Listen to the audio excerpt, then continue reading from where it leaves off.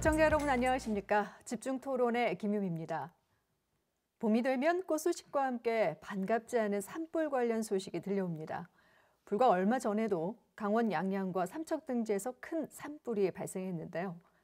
봄철은 강수량이 적어 건조하고 나무 자체가 지닌 수분도 굉장히 적어 불길과 만나면 더욱 오랫동안 불길이 지속된다고 합니다.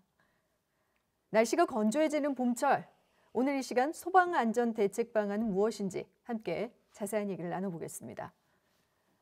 오늘 토론을 위해서 네 분을 모셨습니다. 먼저 김영돈 광주광역시 소방안전본부 방호예방과장 나오셨습니다. 안녕하세요. 네, 안녕하십니까. 네, 그리고 정현민 대한안전연합 회장 나오셨습니다. 안녕하세요. 네, 안녕하세요. 네, 다음은 윤정환 광주안실련 사무총장 나오셨습니다. 어서 오세요. 네, 안녕하십니까. 네. 마지막으로 백은선 동신대학교 소방행정학과 교수 나오셨습니다. 반갑습니다. 네, 안녕하십니까. 네. 자, 이렇게 네 분과 함께 오늘 화재 예방을 위한 안전 대책에 대해서 토론을 시작해 보겠습니다. 일반 사람들은 화재 현장에 직접 가서 실제로 이제 보기란 굉장히 어려운 일이지만 평생 화재 현장에 이제 계신 분들도 있고 사실 그런 화재 현장을 보는 일이 없었으면 좋겠다는 생각도 하게 되는데 우리 지역을 비롯해서 봄철만 되면 전국적으로 화재가 많이 일어나는 편입니다. 자, 그래서 먼저 전국의 화재 그 사고 현황을 좀 짚어주시고 그리고 또 화재는 어떤 유형이 있는지 좀 알고 싶습니다. 김영돈 과장께서 먼저 좀 답변해 주시죠. 네, 지난해 전국적으로 3만 8천여 건의 화재가 발생했습니다.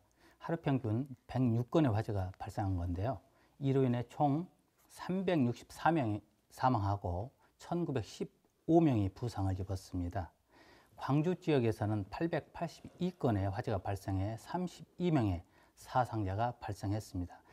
특히 여기서 주목할 점은 화재 원인의 대부분이 부주의로 발생했습니다. 예를 들어 무심코 던진 담배꽁초나 음식물 조리 중 자리를 눕혀 발생한 화재가 전체 화재의 절반에 가까운 49.6%가 발생한 것으로 집계되었습니다. 네, 화재 건수와 그리고 또 사망까지 이어진 그런 통계 자료들을 보니까 이 화재가 또 얼마나 위험한지 다시 한번 우리가 경각심을 갖게 되는데요.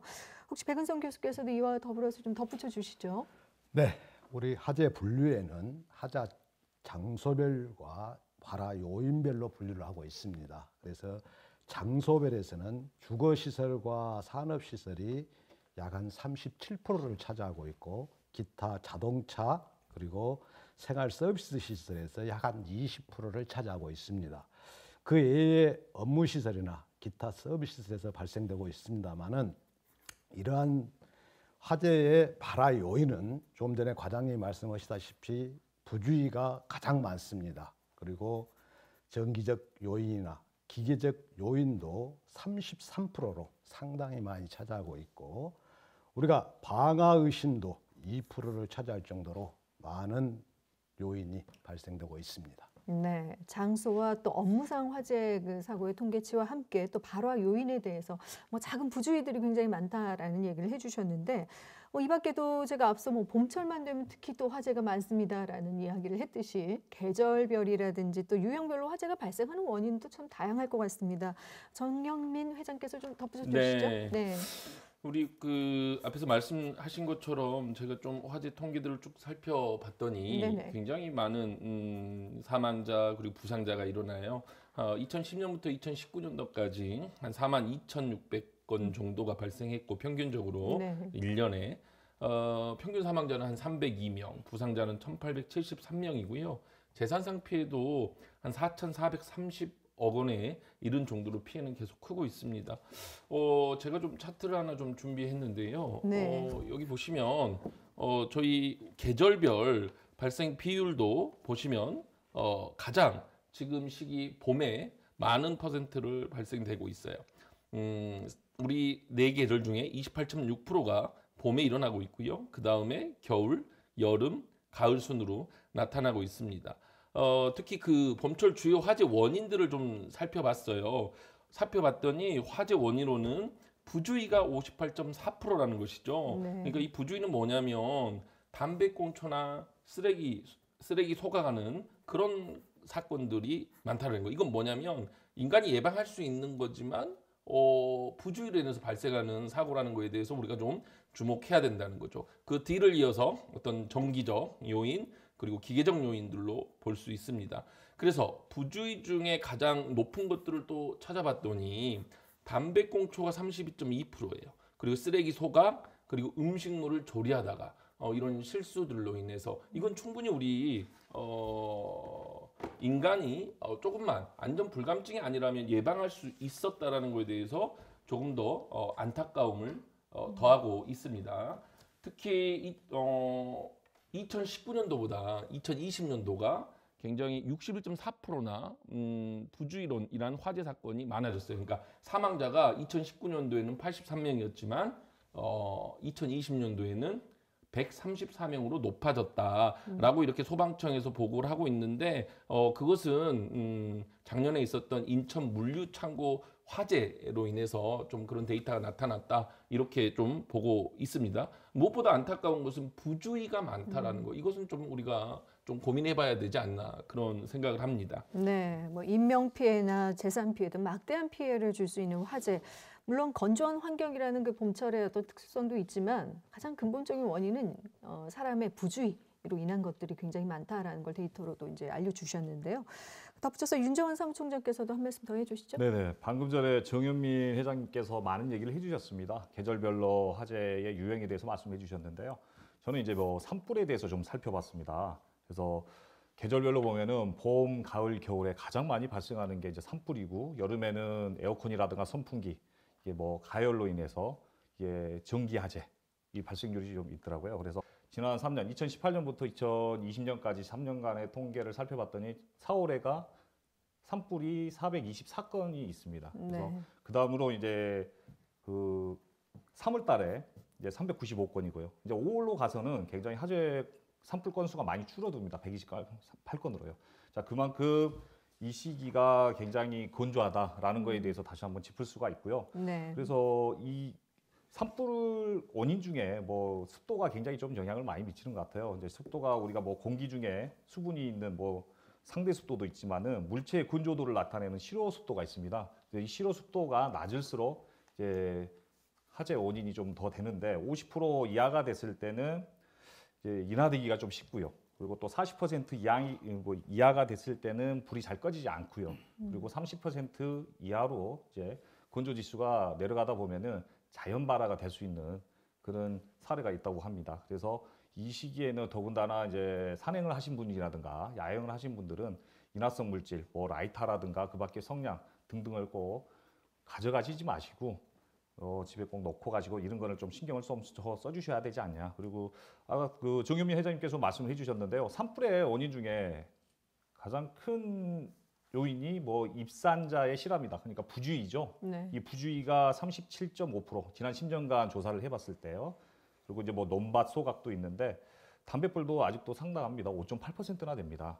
그래서 그 부주의 즉 인재 이런 부분을 좀 더 신경을 많이 쓰고 우리가 좀 이런 부분에 대해서 좀 민감하게 더 생각을 많이 해야 되지 않냐라는 생각을 해봤습니다. 네, 과거에 그 화재 사고로 인한 인명피해가 워낙 커서 자칫 이제 화재 사고는 수많은 인명 피해로 이어질 수 있다는 어떤 인식이 그래도 좀 생기면서 크고 작은 화재 사건들이 언론에 그때그때 많이 보도가 되고 있는 편입니다. 하지만 우리가 잘 모르는 어떤 화재 사고, 최근에 또 일어난 화재 사고들도 분명히 있을 텐데요. 그런 사례를 좀 들어서 화재가 왜 이렇게 발생을 했고 또 어떤 진압 과정을 거쳐서 뭐 이런 것들을 좀 알게 되면 아무래도 좀 경각심을 가질 수 있을 것 같습니다. 그래서 백은송 교수께서 최근에 어떤 사고 소식, 화재 사고 소식이 있었는지 그 사례를 좀 들어주시죠. 네, 최근 4월 3일 새벽 1시 26분에 광주광역시 광산구 신창동의 액화석유가스 충전소에서 네. 폭발음과 함께 화재가 발생했습니다. 물론 이 화재 발생 당시에 심하였고 영업을 하지 않는 상태였고 주변에 인적이 드물어서 인적 피해는 없습니다만은 이 충격으로 우리가 사무실과 건물, 주차장, 차량들에 대한 재산 피해는 발생한 사건이라고 할 수가 있습니다. 우리가 일반적으로 가스 화재 하게 되면 가스 저장고, 충전소, 그리고 도시가스, 그리고 휴대용 가스, 우리가 부탄가스라고 하죠. 네. 이런 가스가 있습니다. 그런데 최근에 이 휴대용 가스, 즉 부탄가스의 화재 및 폭발 사고가 많이 있습니다. 소방청 자료에 의하면 3년에 평균 약 104건이 발생되고 광주에서도 최근 3년간 19건이 발생했다고 합니다.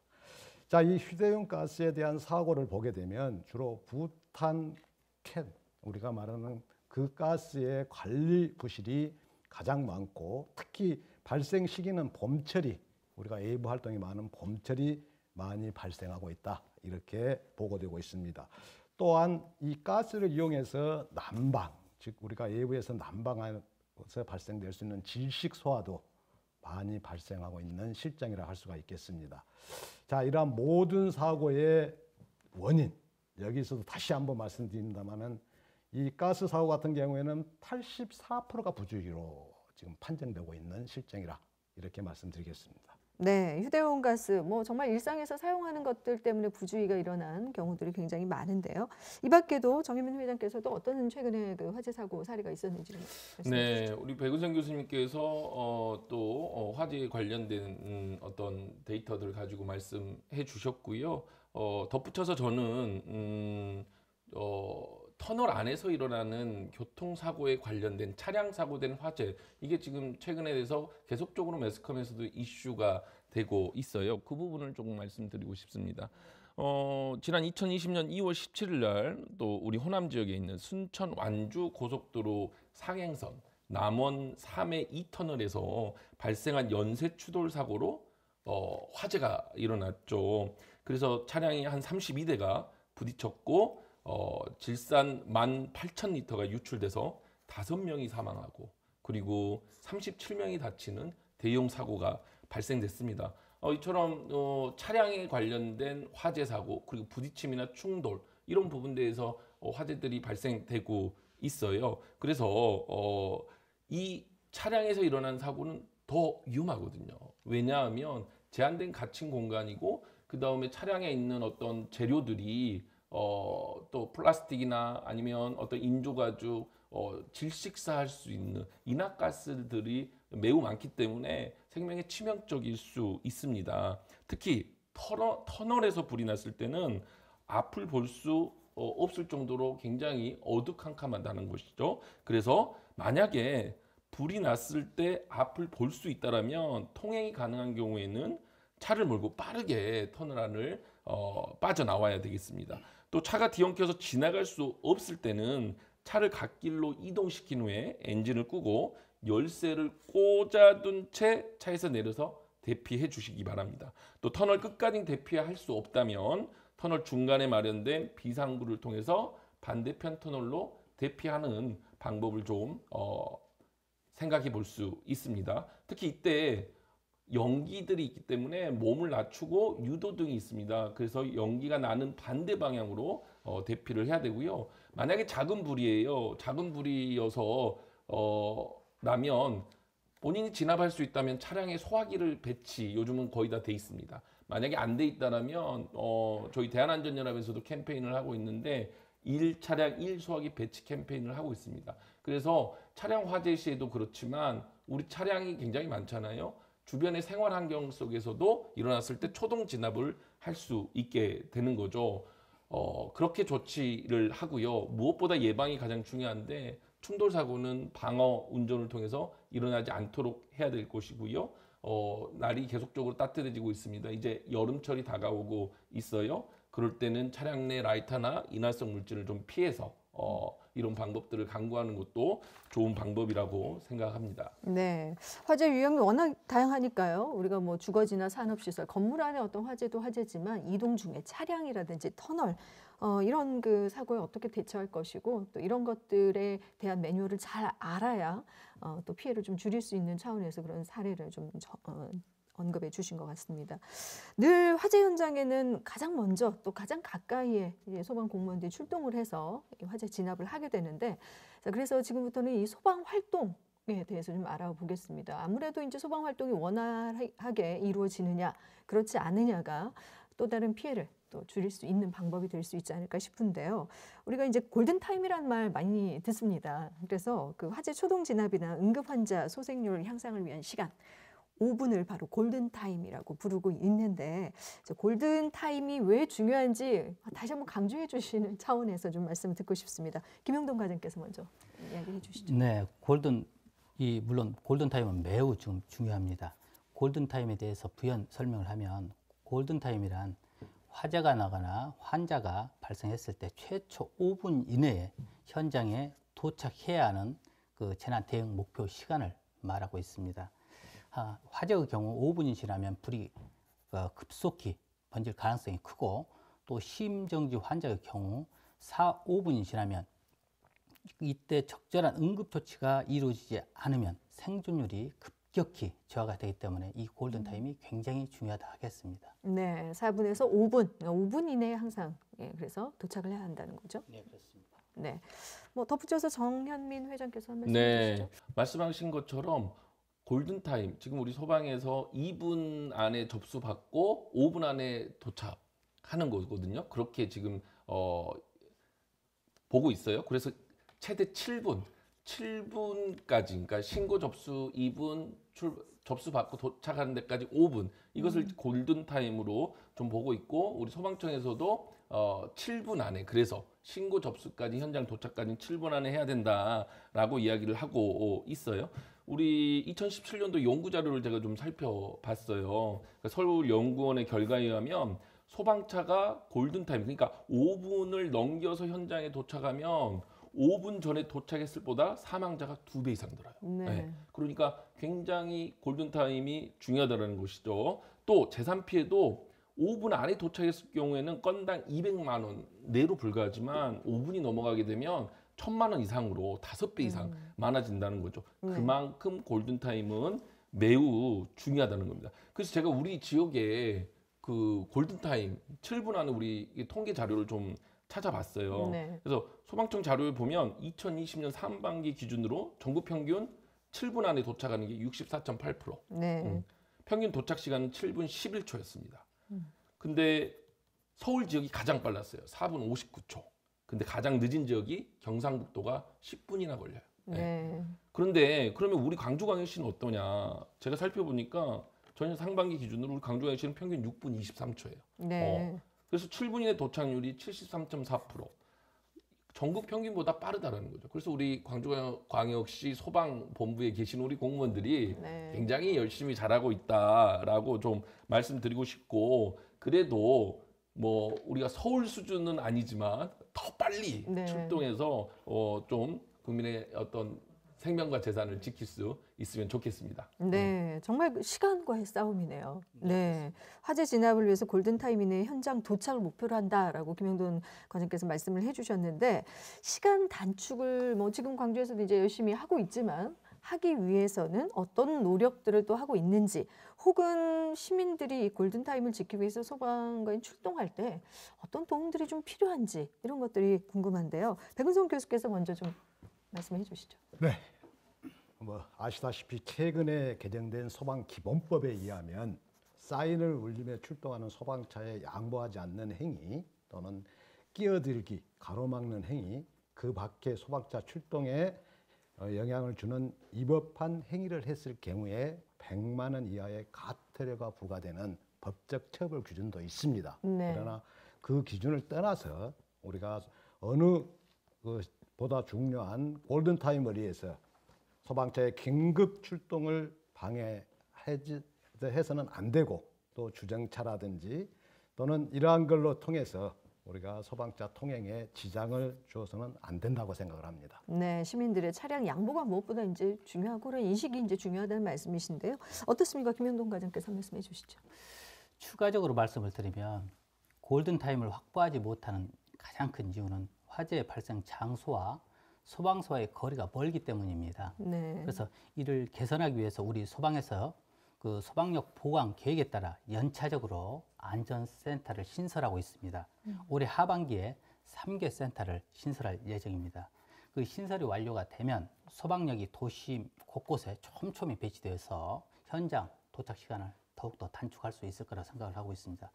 또 한 가지는 신속한 현장 도착을 위해 소방 차량 우선 신호 시스템을 지금 구축 예정입니다. 네. 이 소방 차량 우선 신호 시스템은 소방차가 진행하는 방향의 신호가 우선시 되도록 자동 제어하는 시스템인데 우리 시에서는 올해 5개 노선에 이 시스템을 설치해 시범 운영하고 2026년까지 29개 노선으로 확대할 예정입니다. 네, 긴급 차량 우선 신호 시스템이라든지 또 현장의 근접성, 접근성을 높이기 위해서 이제 소방서와 그 화재 장소의 거리를 좀 이렇게 가깝게 할 수 있도록 그런 어떤 노력들을 지금 하고 계신다고 말씀해 주셨는데 좀 덧붙여서 예. 네.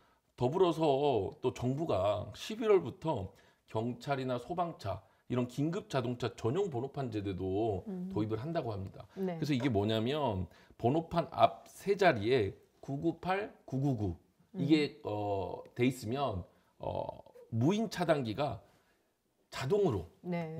하이패스로 열리는 거죠. 지금은 우리 아파트 같은 경우 또 경비실에서 열어줘야 되고 이러는데 이렇게 긴급 차량 9988, 9999가 되어 있는 차량 번호는 자동으로 무인 차단기가 열려서 조금 더 신속하게 네.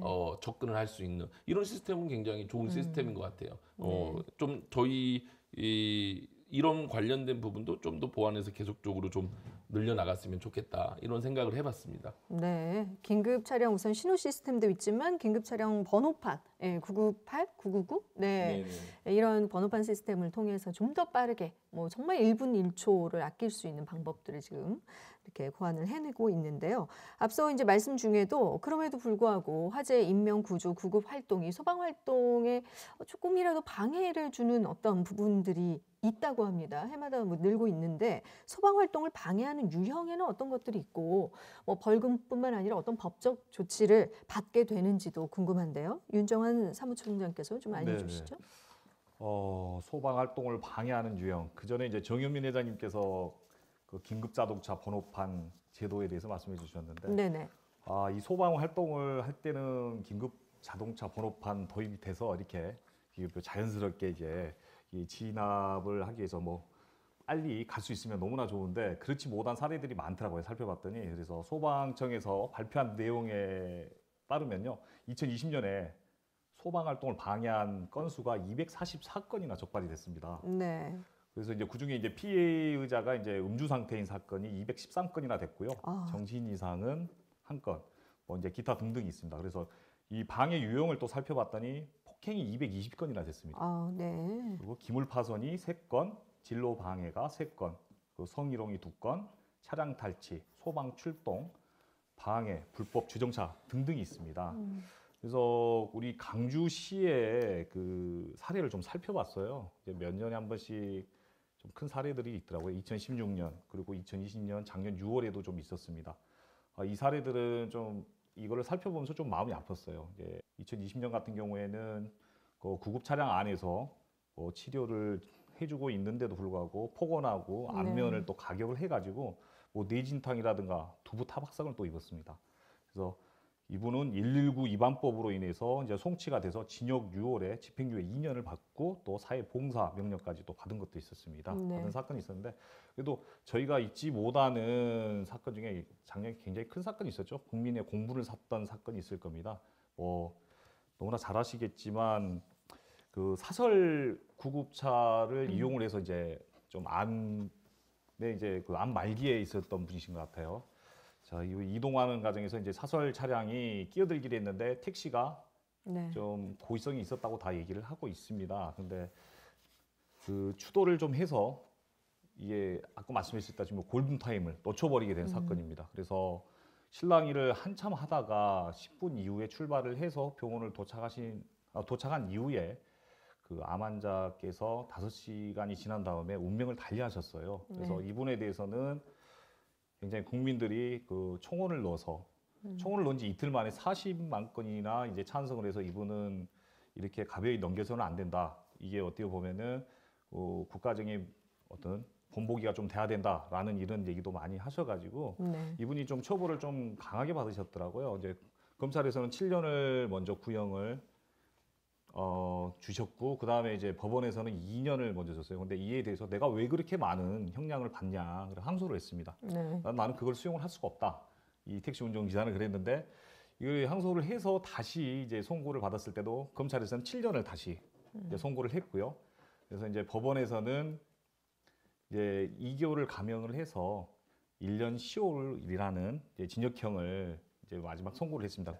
저 미국 같은 경우는 그렇습니다. 소화전 인근에 이제 뭐 물론 주차비를 지불을 하고 주차를 했지만은 소방 활동 방해를 했을 때는 어제 차를 이동시킬 수가 없으니까 가감 없이 유리창을 깨고 소화기를 통과를 시켜서 이제 하재를 진압하는 사례. 네. 거기에 대해서도 이제 하재를 진압한 다음에 이제 뭐 차주는 거기에 손해배상을 할 수가 없고요.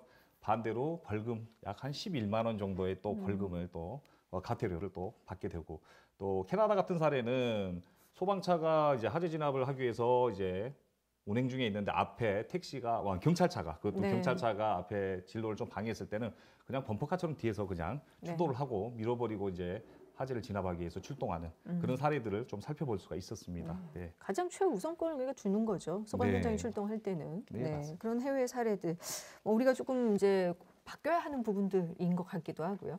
뭐 이어서 좀 더 덧붙여 주시죠, 정현민 네. 대변께서도. 그래서 제가 조금 덧붙이자면 불법 주정차로 인한 소방활동 피해가 굉장히 큰 사례들이 있죠. 2015년 의정부 아파트 화재 사망, 화재로 인해서 사망이 5명, 부상이 125명. 또 굉장히 많은 사상자가 일어났죠. 2017년에 제천 스포츠센터 화재, 네. 사망 29명, 부상 40명.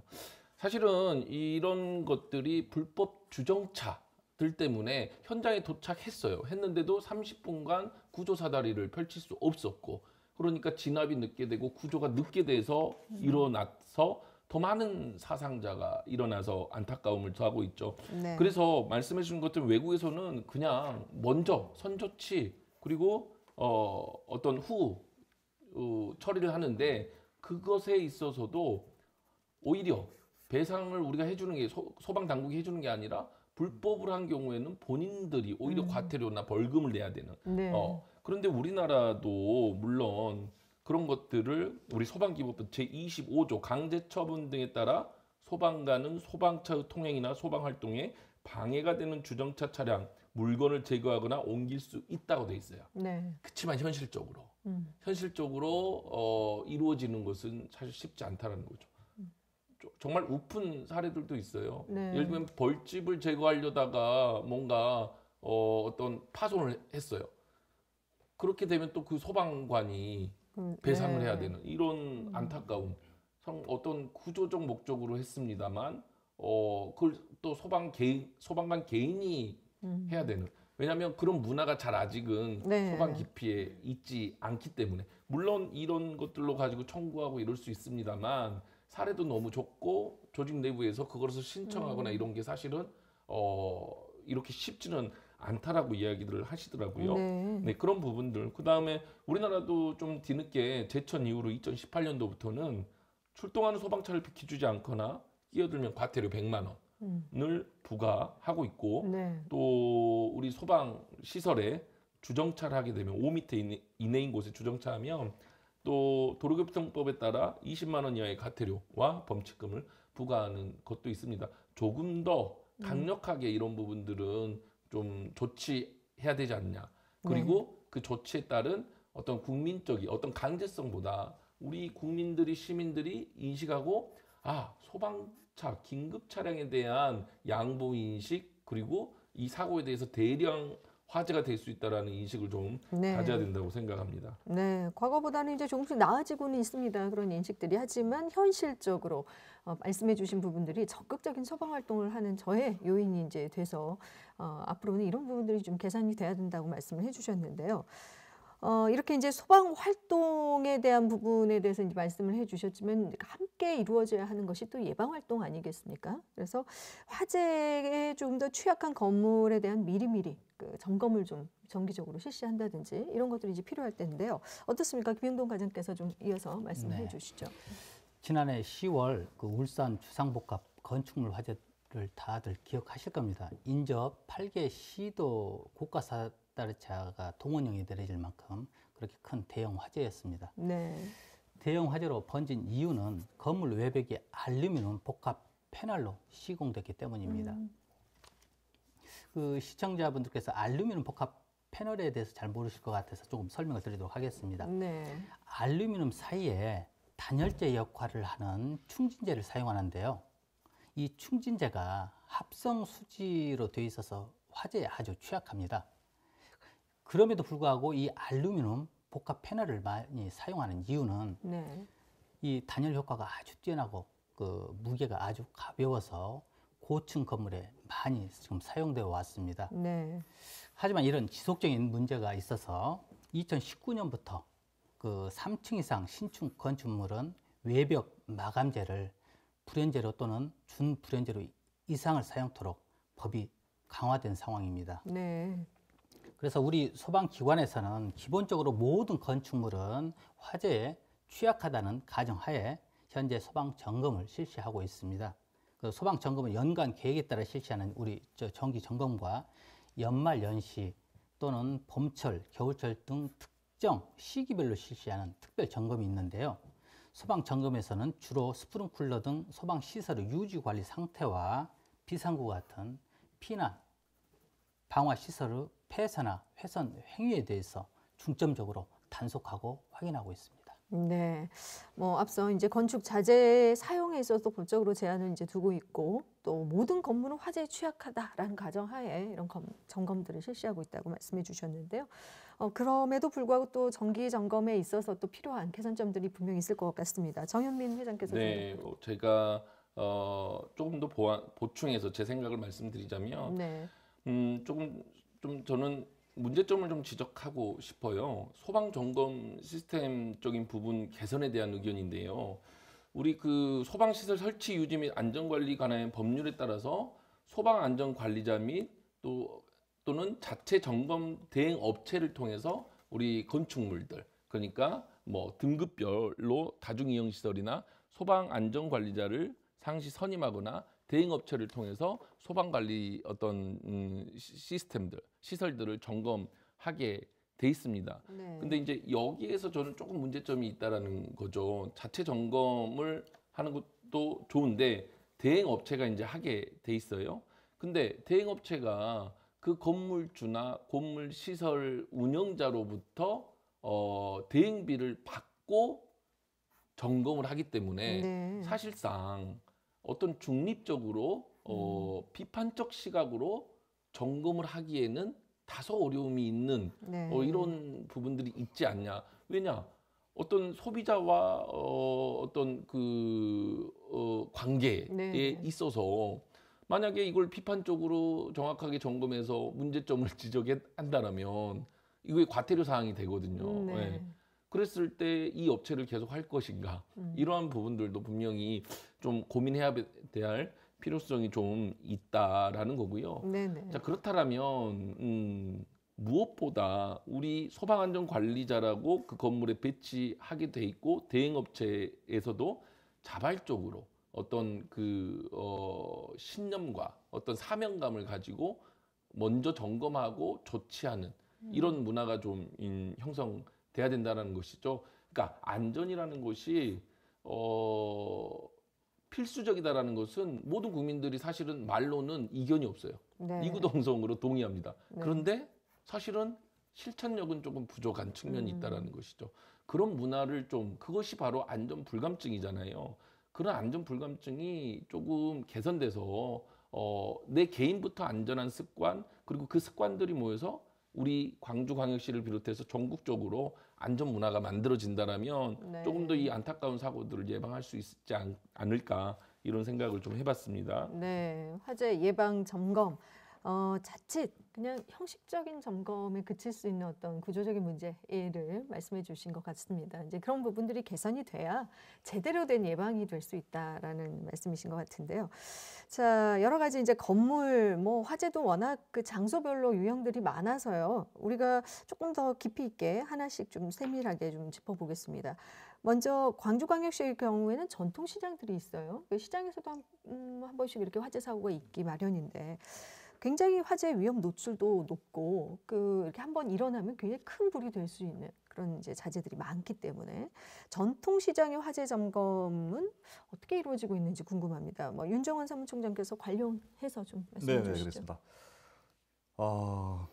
이 전체적으로 놓고 봤을 때 이제 구청을 중심으로 해서요. 이제 전기, 뭐 가스, 소방, 건축 이 관련된 분들이 합동 이제 참여를 해서 합동 점검을 연 1, 2회 정도 실시하신다고 합니다. 네. 그리고 이제 소방업에 종사하신 분에게 문의를 했더니 이제 전통시장 같은 경우에는 이제 정기적으로 이제 소방 통로 확보 훈련을 또 실시를 한다고 얘기를 합니다. 왜냐하면은 뭐 차가 뭐 진입할 수 있는지 위에 이제 뭐 차각막이라든가 그밖에 여러 가지 이유로 인해서 이제 뭐 자판대죠 이런 걸로 네. 인해서 뭐 화재를 진압하기 위해서 접근을 해야 되는데 이런 과정에서의 또 이제 방해물이 더 될 수도 있으니까 이러한 거를 갖다가 또 점검을 한다라고 얘기를 해주셨고요. 또 시장에 종사하신 분들 말씀을 들어봤더니 이제 예전에 저희가 뭐 남강주 시장이라든가 양동 시장을 가봤을 때는 시설이 현대화되지 않고 노후화되다 보니까 네. 이 전선이라든가 이런 걸 이 천장을 쳐다봤을 경우에는 거미줄 그리고 분진이 막 뒤섞여 가지고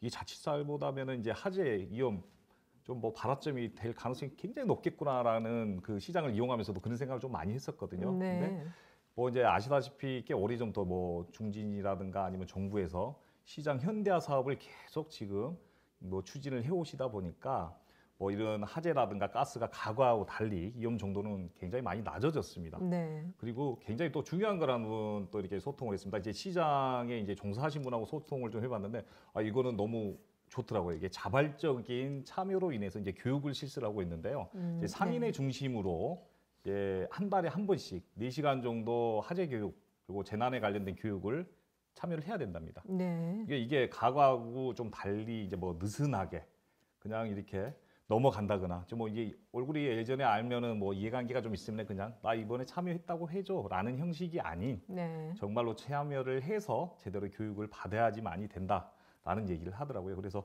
이게 상인과 상인회가 이제 스스로 이제 점검할 수 있는 그런 능동적인 대응 자세가 이제 형성이 된 것 같아서 아주 좋았다라는 걸 갖다 살펴볼 수 있었습니다. 네, 강제성도 강제성이지만 자발적인 참여, 그러니까 상인회를 중심으로 이런 화재 예방 교육을 또 스스로 해서 의무적으로 이런 것들 지키고 있는 모습이 그래도 많이 달라진 모습이다. 그리고 네. 이제 전통시장도 많이 현대화돼서 이제 과거처럼 너무 이렇게 위험하게 노출돼 있는 부분들도 이제 줄어가고 있다라고 조금 긍정적으로 이제 막 보고 계시는데요. 혹시 백은성 교수께서는 어떻게 생각하시는지요? 네. 저는 강주시 지금 전통시장 현황에 대해서 한번 말씀드리도록 하겠습니다. 네네. 지금 강주시 전통시장은 24개소로 지금 지정이 돼 있고요. 이 24개소에 대한 화재 안전 점검 분류 등급을 보게 되면 양동시장처럼 우수한 A등급이 6개소, 그리고 우리 대인시장은 B등급, 그리고 남강주 시장처럼 좀 위험성이 있는 C등급이 4개소가 있습니다. 네. 그래서 다행히 강주 전통시장은 D등급은 없는 그런 실정이라고 말씀드릴 수가 있고, 또 최근 국가 예산이 지원돼서 화재 알림 시설이 지금 계속 설치되고 있습니다. 지금 현재 올해 말까지 24개 중에 19개소가 화재 알림 시설이 설치되는데, 이 화재 알림 시설이라는 것은 자동으로 화재를 감지해서 소방서와 관계자에게 통보하는 이런 시설이라고 할 수가 있겠습니다. 그래서 24개소까지 아마 곧 설치가 되지 않느냐 이렇게 생각을 하고, 소방서 설치 현황을 보게 되면 지금 현재 24개 전통시장에 24개 소방대가 설치되어 있습니다. 자체적으로. 네. 그러나 자체적으로 지금 방화 순찰을 하고 있는 전통시장은 그 절반인 12개소에서 자체적인 방화 순찰을 하고 있다, 이렇게 말씀드리겠습니다. 우리가 전통시장 화재하게 되면 뭐 여러분들도 잘 알다시피 대구 서문시장 화재가 아주 대표적인 시장입니다. 그래서 약 지금까지 67년부터 최근 16년까지 4회에 거쳐 아주 큰 화재가 발생된 이런 시장도 있는가 하게 되면, 네. 저희들 강주에서는 양동시장도 매년 큰 불은 아닙니다만은 사소한 조그만 불이 계속 발생되고 있고, 2019년 5월에 대인시장에서 2명의 사망자가 발생된 이런 사건도 있습니다. 그리고 전남에서 2005년도에 설 직전에 수산시장에 화재가 발생돼서 120개 점포 중 116개가 전소된 이런 전통시장 화재도 있습니다. 네. 뭐 잘 알다시피 이러한 전통시장의 화재 위험성 한다면 점포들이 밀착되어 있고 소방시설이 미흡되고 또 소방차 진입이 어려운 이런 특성과 그다음에 시설적인 좀 전에 말씀드린 전기적 또는 가스 이런 시설적인 노후와 관리 부족 그리고 상품이라든지 이런 거에 대한 야적 이런 상태에 대한 전반적인 관리상의 문제점이 가장 큰 위험성을 안고 있다 이렇게 말씀드리겠습니다. 네, 일단 이제 불이 날 수도 있다는 가정을 한다면 가장 취약한 곳이 전통시장이 또 될 수밖에 없는 상황인데 무엇보다 안전 관리 뭐 이런 부분들이 그래서 중요하고 그래서 예방이라든지 이런 교육들을 또 철저하게 해야 하는 부분이 있다라고 이제 같이 공감을 해주셨는데요. 자, 전통시장뿐만 아니라 이제 지역적인 어떤 특성상 광주 전남의 경우에는 이제 논과 밭들이 좀 그래도 있다 보니까 이런 곳에서 쓰레기를 소각하거나 뭐 불을 이렇게 놓는 행위들이 있습니다. 그래서 이로 인한 들불 화재들도 간간히 발생을 하는데요. 어떻습니까? 김영동 과장께서 좀 설명을 해주시죠. 네, 다행히도 올해 광주 지역에서는 그 비가 종종 내려서 들불 화재가 많이 발생하지는 않았습니다. 네. 그렇다고 결코 방심할 수는 없습니다. 최근 5년 그 광주 지역에서 발생한 들불 화재는 176건으로 그중 95%인 167건이 쓰레기 소각이나 논 밭두렁 태우기와 같은 부지 때문에 발생을 했습니다. 네. 특히 영농, 폐기물 소각이나 논두렁 태우기는 봄철에 건조한 날씨와 강풍에 의해 자칫 대형 산불로 이어질 수 있기 때문에 산림 인접 지역에서 금지하고 있고 적발 시에 100만 원 이하의 과태료를 부과하고 있습니다. 그리고 농촌진흥청 자료에 따르면 그 논밭두렁 태우기는 병해충 방지에 효과가 없음에도 불구하고 네. 연세가 많으신 어르신들께서 옛날 방식 그대로 논밭두렁 태우다가 산불을 내는 경우가 종종 있어 좀 안타깝습니다. 네. 농촌에서 그러니까 아직까지도 이런 인식들이 그 안전에 대한 어떤 인식보다는 이런 해충을 태우고 토지를 좀 비옥하게 만든다는 이런 인식들이 아직까지 갈려 있다 보니까 이제 교육이 잘 안 되고 있는 인식 전환이 잘 안 되고 있는 그런 원인도 있는 것 같은데요. 어떻게 보십니까? 정현민 회장께서도 말씀해 주시죠. 우리 지역에서도 지난 14일 날 광산구 양동 밭에서 쓰레기를 태우던 중 인접한 잔디밭으로 불이 번져서 약 한 1,000평방미터 정도가 소실됐어요. 예, 그런 제곱미터 정도가 소실된 사례가 있고요. 그 다음에 우리 지역은 아니지만 2019년도 4월 2일 날 또 경기도 포천에서 50대 남성이 자풀을 태우다가 인근 야산으로 불이 번져가지고 네. 불을 끄려다가 불길에 휩싸여가지고 대피하지 못하고 숨지는 경우. 그러니까 아무 실효성도 없는데 그런 잘못된 인식을 가지고 어떤 병해충을 예방한다라는 생각 때문에 들불을 질러서 오히려 생명을 잃는 안타까운 사고들이 계속적으로 있다라는 것이죠. 네. 그래서 이런 부분들은 우리 이 시청자분들도 이 방송을 본다라면 인식하시고 어떤 들불 태우는 거나 이런 논밭 태우는 부분들에 대해서 다시 한번 생각을 해봐야 된다. 이렇게 생각합니다. 네. 자, 뭐 그리고 또 한 가지 우리가 이제 화재가 났을 때 스프링클러가 작동했냐 안 했냐 이런 것들이 가장 큰 이슈가 되기도 합니다. 예전보다는 소방 설비나 이런 기준들이 좀 강화되고 있긴 하지만 우리가 이제 건물을 지을 때 소방법을 잘 지켰냐부터 배관 시스템을 비롯해서 여러 가지 필수적으로 갖춰야 할 것 중에 하나가 이제 스프링클러다 보니까 화재 시 이런 것들이 작동했는지 여부들이 가장 또 중요한 이슈가 되는 것 같습니다. 어떻습니까? 그 설치 기준도 좀 궁금한데요. 백은성 교수께서 좀 알려주시죠. 네, 일반적으로 스프링클러 하게 되면 자동으로 화재를 감지해서 경보를 울려주고 화재를 자동으로 진화하는 설비가 스프링클러입니다. 그래서 우리가 소화 설비 중에 어느 설비보다도 그 효과가 우수한 설비라고 할 수가 있습니다. 우리가 스프링클러의 법적 기준을 보게 되면 그동안에 많은 강화가 되어 있었습니다. 16층 이상에서 11층 이상으로. 최근 2018년 밀양 세종병원 화재 이후에는 모든 건축물 용도에 관계없이 6층 이상이면 네. 우리가 스프링클러 설치 대상이 된다 할 수가 있겠습니다. 물론 그 전에 건축된 건물은 해당되지는 않습니다. 그래서 2018년 이후에 6층 이상의 스프링클러 설치를 하고 있고요. 우리 학교를 보게 되면 기숙사 같은 경우에 5,000제곱미터 이상의 설치 대상이 되고 교육 연구시설 중에 합숙소가 있는 경우에는 100제곱미터 이상의 간이형 스프링클러라 해서 스프링클러를 좀 간략하게 설치하는 이런 시스템이 설치되고 있습니다. 공동주택은 우리 스프링클러 기준에 따라 지금 현재 6층 이상이면 전층에 스프링클러를 설치하도록 되어 있습니다. 네, 그렇군요. 자, 윤정원 사무총장께서 좀 덧붙여 주시죠. 이 스프링클러와 관련해서. 저는 이제 좀 빠진 뭐 의료 시설 같은 경우에는 스프링클러 설비는 바닥 면적이 합계 한 600 이상 모든 층에 이제 스프링클러를 뭐 설치를 해야 됩니다. 그래서 뭐 정신의료기관이라든가 뭐 종합병원, 병원, 뭐 치과병원 등등 다 여기에 해당이 된다고 말씀을 드릴 수가 있겠고요. 또 뭐 노유자 시설이라든가 뭐 수련 시설 여기도 뭐 바닥 면적이 합계 600 이상이면 모든 층에 뭐 스프링클러를 설치를 해야 됩니다. 네, 그렇군요. 여러 가지 그 이제 소방 설비들 또 그런 그 기준들이 잘 지켜져서 건물에 설치가 됐을 때 이제 화재 시에 그런 것들이 제대로 작동까지 하기 위해서는 또 그만큼 관리도 중요할 것 같고요. 해남 지역의 소방서 관내 화재 출동 신고 절반 이상이 한 가지 그 재밌는 사실이 오인 신고였다고 해요. 그래서 지금부터는 이제 신고와 관련한 내용을 좀 더 살펴보겠습니다.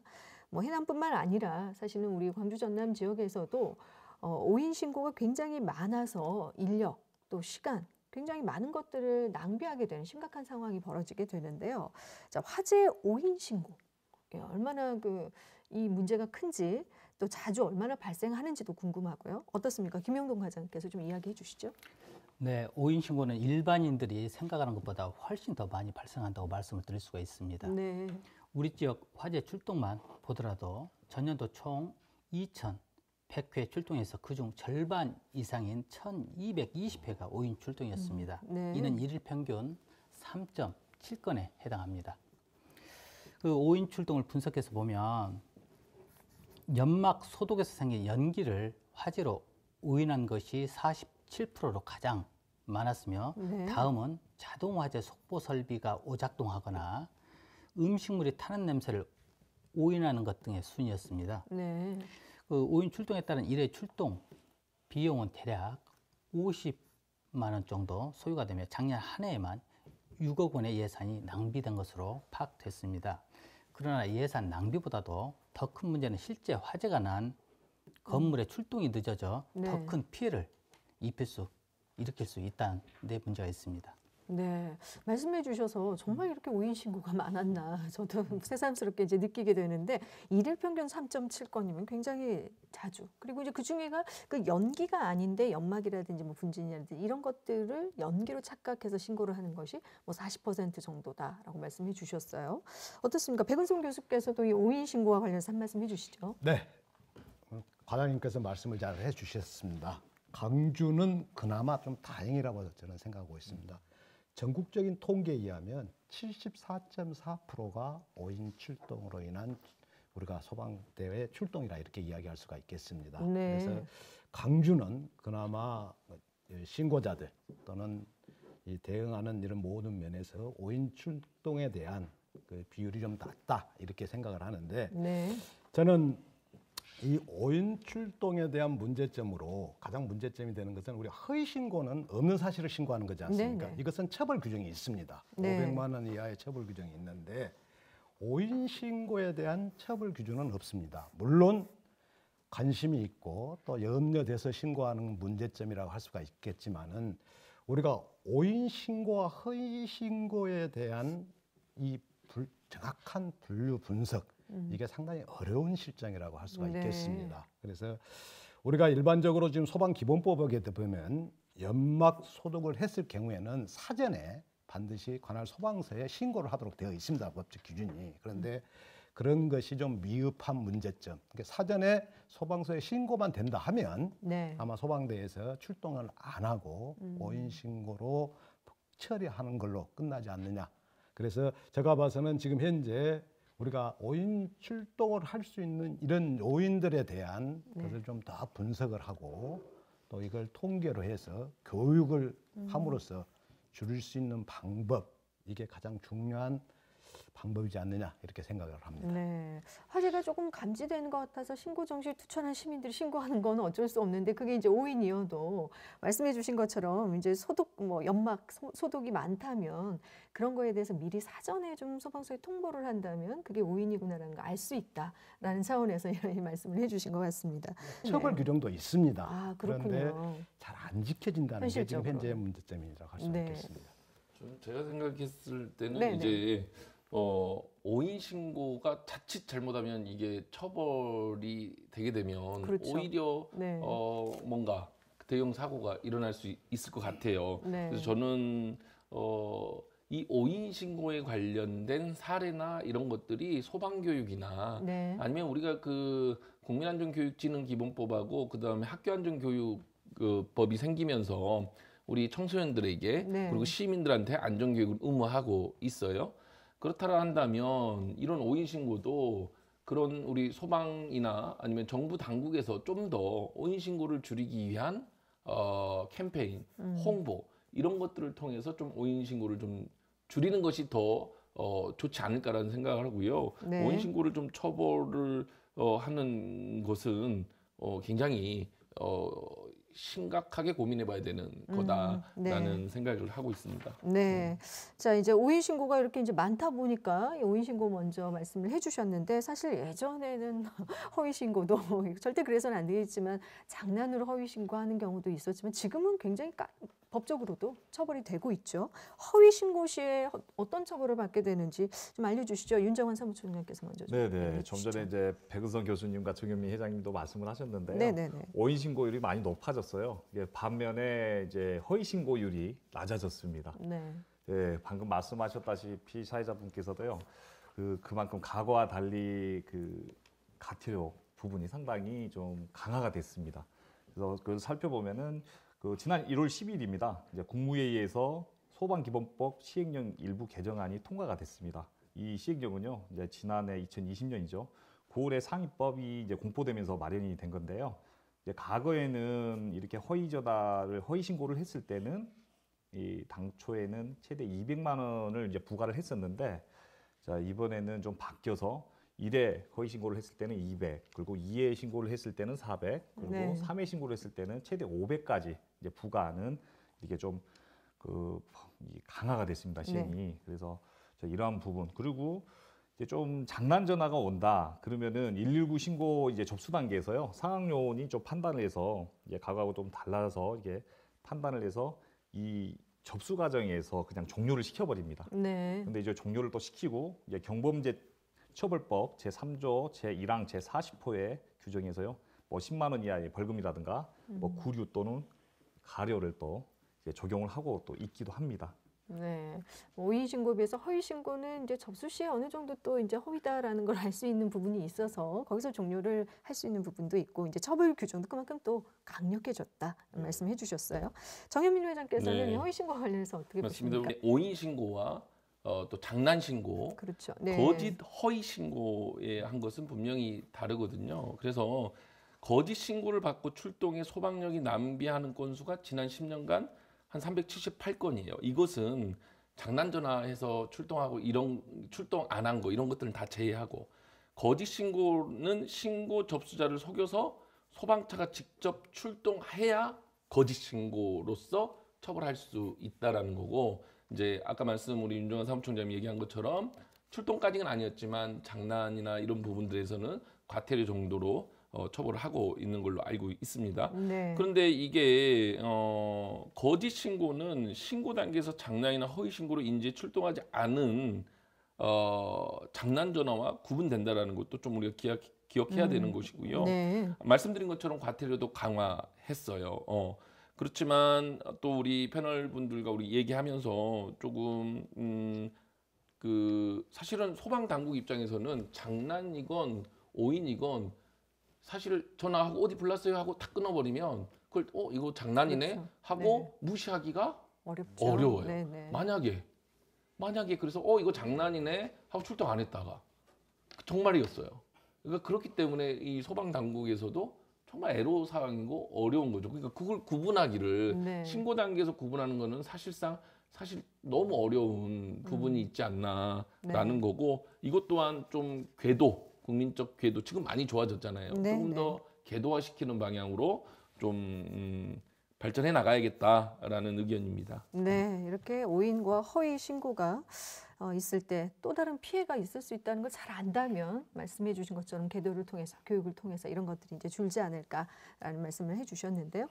뭐 지금까지 다양한 그 화재 유형부터 또 신고까지 이야기를 해 주셨습니다. 지금부터는 이제 화재가 일어났을 때 우리가 대책을 어떻게 대응을 해야 하는지에 대해서 좀 이야기를 나눠볼까 하는데요. 얼마 전 뭐 언론에서도 주차장 주상복합에서 화재가 났을 때 차에서 신속하게 내려서 어떻게 해야 하는지를 제대로 잘 블랙박스 영상으로 보여주신 그 시민분들의 투철한 그런 모습들이 화제가 되기도 했었어요. 물론 잘 알고 계시겠지만 화재가 나면 당황하기 마련이고요. 그게 내 집이어도 굉장히 당황하기 때문에 평상시에 이런 매뉴얼들을 잘 숙지하고 있어야 될 것 같은데요. 화재 발생 시에 실제 대응 요령에 대해서 그래서 좀 알아보겠습니다. 백은성 교수께서 자세하게 좀 알려주시죠. 네. 아마 화재가 발생되면 어느 누구라도 다 아마 놀래고 당황할 수밖에 없습니다. 네. 자, 그러나 우리가 상황 파악을 빨리 하는 것이 가장 중요한 사항이겠죠. 그래서 일반적으로 우리가 일반인과 소방 전문가, 우리가 소방 안전관리자 두 가지로 분류해서 말씀드린다 하게 되면, 일반인일 경우에 화재가 발생된 걸 확인한 이후에는 어떤 것보다 우선적으로 안전한 곳으로 이동하는 게 가장 중요합니다. 네. 그래서 안전한 곳에 이동한 이후에 화재 사실을 알리는 거라고 할 수가 있겠습니다. 그래서 내 목소리를 들을 수 있는 사람이 가장 위험하기 때문에 불이하고 큰 소리로 외치고, 네. 그 다음에 119에 전화를 해서 화재 사실을 알리고, 그리고 건물마다 우리가 즉 화재 발신기라고 있습니다. 25m 유호 반경마다 발신기가 있는 그 발신기를 누르게 되면 그 건물 안에 있는 사람이 화재 사실을 알 수가 있습니다. 네. 그래서 우리가 우선적으로 즉 일반인 같은 경우에 불이 난 이후에 뭐 소화를 한다든지 이런 것은 굉장히 위험하기 때문에 네. 안전한 곳으로 이동하는 게 가장 중요하다, 이렇게 말씀드리고, 물론 그 건물에 소방 안전관리자가 있다 한다면 좀 틀립니다. 그분은 소방 화재 사실을 알리는 것도 중요하지만은 우리가 소화 또는 피난 유도 이러한 절차를 우리가 해야 되는 게 소방 안전관리자의 의무다, 이렇게 이야기할 수가 있겠습니다. 자, 우리가 화재가 발생되게 되면 반드시 또 연기가 발생이 됩니다. 네. 그래서 연기에 의한 위험성이 굉장히 높습니다. 그래서 우리가 연기에 대한 대처 방법 하게 되면 젖은 수건이나 이런 걸로 코와 입을 막고 자세를 낮추고, 또 개구부나 바람이 부는 방향으로 빨리 이동을 하고, 또 밖에 나와서는 반드시 우리가 전문의의 치료를 받은 이후에 기가하는 이런 절차에 대한 것도 충분히 교육을 통해서 해야 되지 않느냐, 이렇게 생각을 합니다. 네, 잘 알고 있고 기본적인 것이지만 실제로 닥쳤을 때는 안 될 수도 있는 부분이어서 아마 이렇게 처음부터까지 다 연기 대처 방법까지 이제 자세히 알려주셨는데요. 가장 잘 아시리라는 생각이 듭니다. 김영동 과장께서 한 번 더 강조해 주시죠. 네. 네, 백은성 교수님께서 말씀을 해주셨기 때문에 저는 아파트 네. 피난에 대해서 좀 설명을 좀 드리도록 하겠습니다. 네네. 강주 지역 거주 형태를 보면 아파트 거주율이 60%로 10명 중 6명이 아파트에 살고 있습니다. 그런데 자신의 아파트에 어떤 피난 시설이 설치되어 있는지 모르시는 분들도 꽤 있을 겁니다. 네. 아파트에 불이 났을 경우에 옆집으로 대피할 수 있도록 베란다 한쪽 벽면에 경량 칸막이가 설치되어 있습니다. 이 경량 칸막이는 가벼운 석고 소재로 만들어져 있기 때문에 발로 차기만 해도 벽을 부수고 옆집으로 탈출할 수가 있습니다. 네. 따라서 이곳에 짐을 쌓아놓거나 아니면 창고로 활용해서는 안 되겠습니다. 네네. 한 실례로 지난해 9월 광양 고층 아파트에서 화재가 발생을 했습니다. 근데 엄마가 6개월 된 아이를 안은 채 옆에 있는 경량 칸막이를 부수고 옆집으로 대피해서 소중한 생명을 이렇게 건진 사례도 있습니다. 네. 그렇다고 모든 아파트에 이런 경량 칸막이가 설치되어 있는 것은 아닙니다. 2005년 이후에 발코니 확장형 설계가 법적으로 허용되면서 경량 칸막이를 설치할 수 없는 경우 대피 공간을 두도록 하고 있습니다. 네. 대피 공간은 소방차 도착 전까지 피난해서 이 몸을 보호할 수 있는 그런 공간입니다. 또 2008년 이후에는 하향식 피난구도 설치되어 있습니다. 하향식 피난구는 베란다에 설치되어 있는데요. 화재가 나면 피난구를 통해서 아래층으로 내려갈 수 있는 구조로 되어 있습니다. 네. 우리가 살고 있는 집에 화재가 났을 때 어떤 대피 시설이 있는지부터 확인하는 것, 예, 이게 이제 무엇보다 중요하다는 말씀을 또 해주셨네요. 이렇게 대응 요령을 뭐 여러 번 듣는 것, 숙지하는 것도 물론 이제 중요한데 가상으로라도 요즘은 이렇게 체험을 해보면 그게 굉장히 효과적일 것 같아요. 그래서 시민들을 대상으로 소방 안전 교육을 한다든지 화재 시 대피 훈련하는 게 정말 중요하지 않겠습니까? 정현민 회장께서 이에 대해서 한 말씀 해주시죠. 네. 물론 우리 소방 당국, 정부 그리고 지자체에서도 소방이나 재난안전 관련된 홍보나 어떤 체험 시설들을 마련하려고 부단히 노력하고 있습니다. 우리 광주광역시도 최근에 이제 2021년 7월이면 오치동에 대형 안전체험관이 빛골 안전체험관이 개관을 하게 됩니다. 네. 네. 그래서 이제야 생겼어요. 사실 다른 지역에는 대형 안전체험관, 뭐 서울 같은 경우 보라매 안전체험관 이런 것들이 있었지만 우리 지역에는 대형 안전체험관이 빛골 안전체험관이 이제 들어섭니다. 네. 이런 걸 통해서도 안전교육이 실시되고 뿐만 아니라 소방에서 소방 자체적으로 소방관 진로 체험이나 소방 안전 체험 교육들을 실시하고 있어요.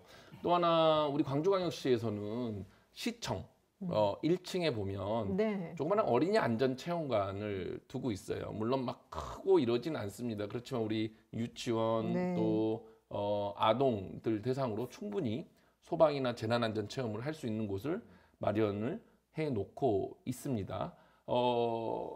우리 광주가 아까부터 말씀드리지만 국제안전도시로 지정되어 있는 고장이고 또 2019년도에 행정안전부로부터 시행하는 안전 어떤 지수 등급의 가장 우수한 안전한 도시 광주로 걸맞게 지금 또 안전문화 활동이나 교육들이 또 우리 소방이나 또 우리 시 안전정책관실에서 활발히 좀 연계해서 펼쳐지고 있고요.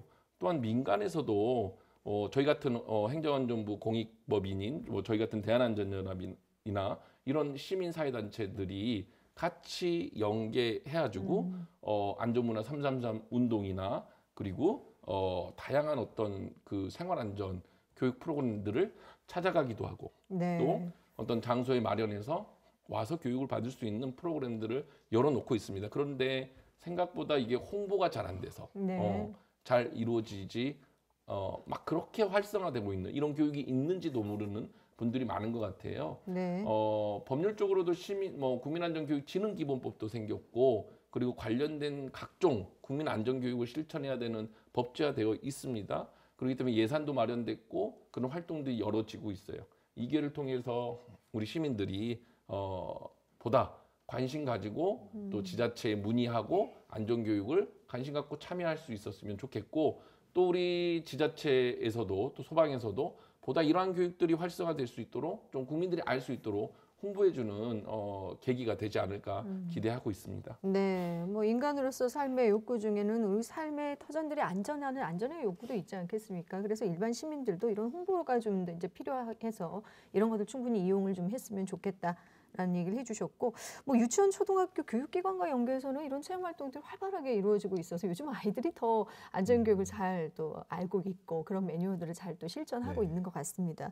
윤정원 사무총장께서는 어떻게 보시는지요? 이 소방 네. 안전교육 관련해서. 좀 전에 우리 정현미 회장님께서 말씀 잘해 주셨습니다. 곧 그 개관되는 빛골 국민안전체험관 시설이 보니까 아주 좀 우수하더라고요. 8개 체험존에 23개 체험 시설을 이제 마련을 해서 이제 우리 지역에 있는 뭐 남녀노소죠. 뭐 미취학 아동부터 뭐 초등학생, 중학생, 뭐 성인에 이르기까지 그리고 네. 어르신들까지 이런 뭐 재난, 재체험을 다 할 수 있는 그런 시스템이 구축이 됐더라고요.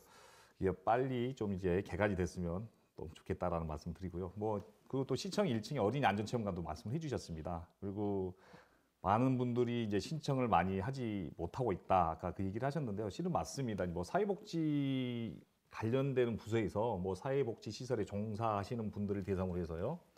뭐 소방안전이라든가 피난훈련을 또 하고 있기도 합니다. 그리고 또 소방서에서는 농촌학교 소방안전 교육 확대를 위해서 뭐 이제 이동안전 체험 차량을 활용을 해서 뭐 이제 지진이라든가 안감기 체험 등도 하고 있거든요. 네. 자, 그래서 이제 우리 사회자님께서도 말씀을 좀 해주셨는데 이 부분에서 저희 강주 안실련에 대해서 말씀을 잠깐 좀 드려야 될 것 같아요. 우리 강주 안실련에서는요, 학교에서 재난 안전 교육에 대해서 신청을 합니다. 네.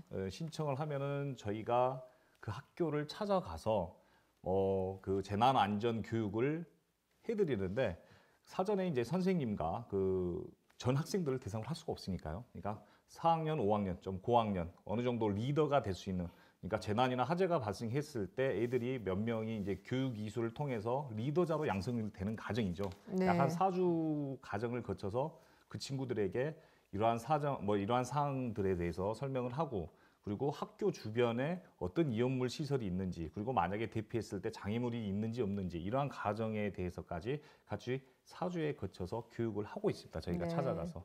네, 그래서 저희가 지금 현재는 그렇게 빈도수가 많지는 않고 있지만 앞으로 이렇게 찾아가는 재난안전 교육 같은 게 많이 확대가 돼서 네. 우리 학교 뭐 미착 뭐 시설도 그러지만은 초등학교 고학년 애들에게 이게 많이 교육이 돼서 이게 성장함으로써 몸에 또 익히고 나중에 네. 뭐 재난에 대해서 예방할 수 있는 그런 몸에 익혀지는 그런 기회들이 많이 좀 배려가 됐으면 좋겠다라는 말씀을 네. 드리겠습니다. 네. 교육도 이렇게 이제 찾아가서 받을 수 있고, 예, 이런 이제 상황인데 일단 우리 스스로도 일터와 가정에서 좀 자가 진단을 해볼 수 있는 방법은 없을까요? 김영동 과장께서 좀 알려주시죠. 네, 일터와 가정에서 자가 진단 사항에 대해서 몇 가지만 말씀을 드리도록 하겠습니다.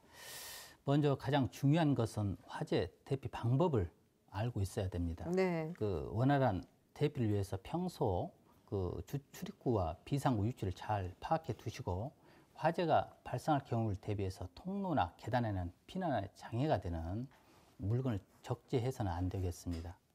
다음은 작은 불은 소화기를 사용해 스스로 불을 끌 수 있어야 됩니다. 그리고 소화기는 즉시 사용할 수 있는 곳에, 눈에 잘 띄는 곳에 그 비치해야 하겠습니다.